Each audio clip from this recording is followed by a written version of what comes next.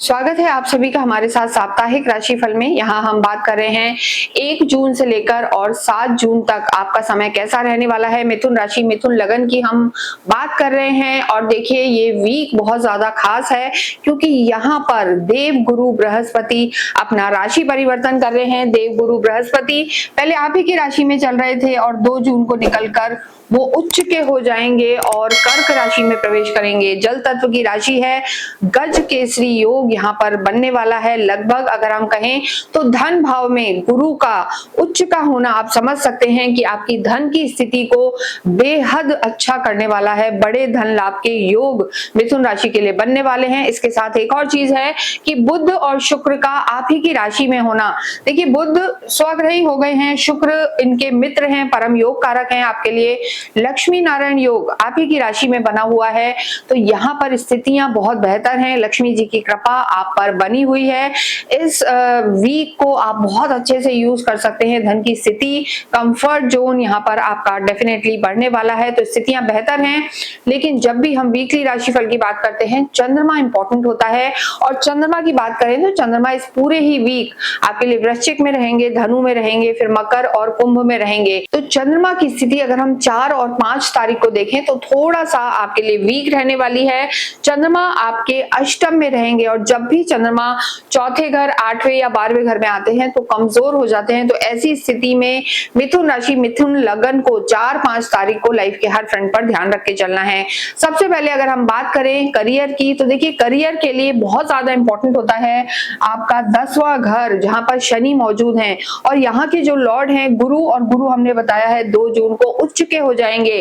कर्म क्षेत्र के स्वामी का, पार्टनरशिप के स्वामी का उच्च का होना आप समझ सकते हैं, यानी कार्य के क्षेत्र के स्वामी का धन भाव के स्वामी से संपर्क भी बन रहा है और वो खुद ही आपके 2nd हाउस में बैठे हैं।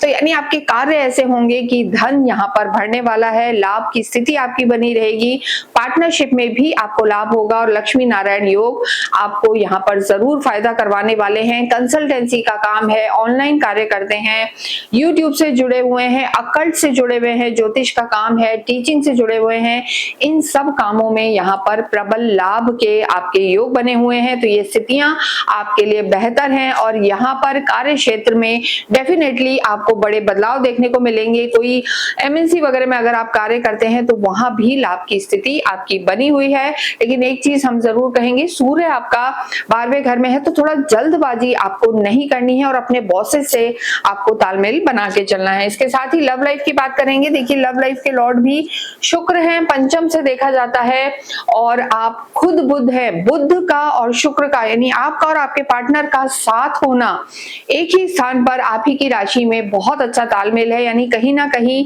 टाइम स्पेंड करेंगे, साथ में टाइम स्पेंड करेंगे और जो हम कहेंगे तालमेल बना रहेगा क्योंकि यहाँ पर वाणी आपकी अच्छी होने वाली है। तो लव लाइफ बेहतर है। वैवाहिक जीवन की बात करेंगे।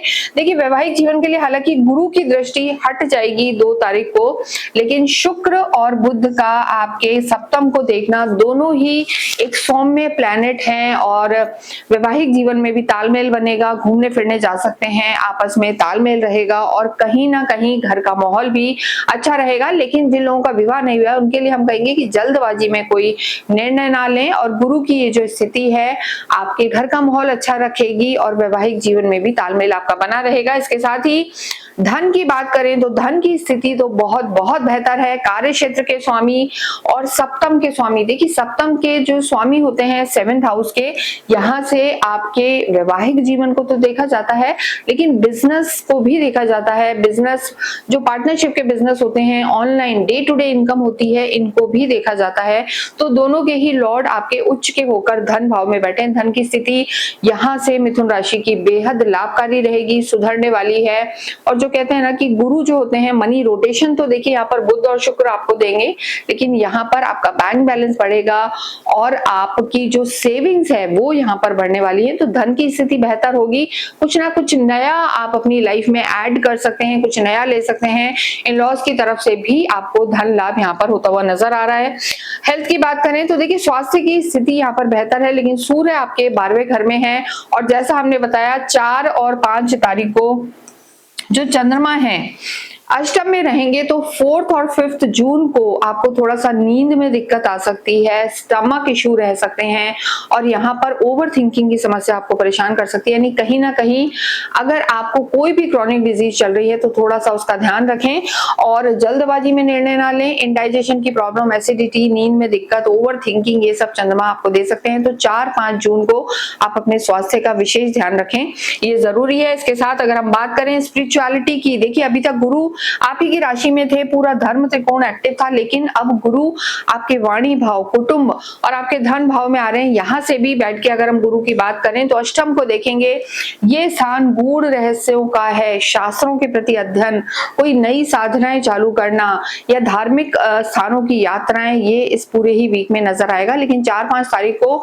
हम कहेंगे जल्दबाजी में कोई निर्णय ना लें। अध्यात्म तो हमेशा ही अच्छा होता है, उसके लिए कोई दिन नहीं होता, लेकिन यहाँ पर आपका अगर हम देखें तो अध्यात्म भी बढ़ेगा, घर में मांगलिक कार्य होंगे और दान पुण्य भी आपका यहाँ पर बढ़ने वाला है। इसके साथ ही बात करें अगर हम लक और अपॉर्चुनिटी की, देखिए भाग्यशाली आप यहाँ पर हैं और शनि की अगर हम स्थिति देखें, शनि आपके भाग्येश हैं, कर्म क्षेत्र में विराजमान है। तो यहाँ पर मिथुन राशि को कर्म का तो साथ मिल ही रहा है, यानी कार्य आप करेंगे, एक्टिव रहेंगे, भाग्य का भी साथ आपको पूरा मिलेगा। लेकिन राहु आपके नवम भाव में बैठे हुए हैं, तो ऐसे में थोड़ा सा मिडिल ऑफ द वीक में अड़चने थोड़ी सी आ सकती हैं, यानी कोई काम एकदम से होने लगेगा लेकिन बीच में वो रुक सकता है। तो कोई भी इंपॉर्टेंट कार्य अगर आप कर रहे हैं तो वीक के शुरू में और एंड में करें तो सफलता आपको निश्चित रूप से मिलने वाली है। यहाँ पर वैवाहिक जीवन में हम कहेंगे कि सूर्य का 12वें घर में होने के कारण थोड़ा सा ध्यान रखना है, मतलब बहुत ज्यादा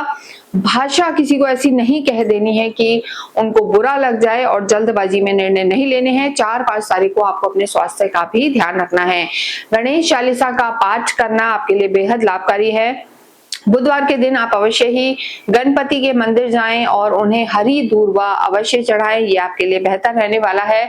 और इसके साथ साथ गौशाला में जाकर दान पुण्य अवश्य करें।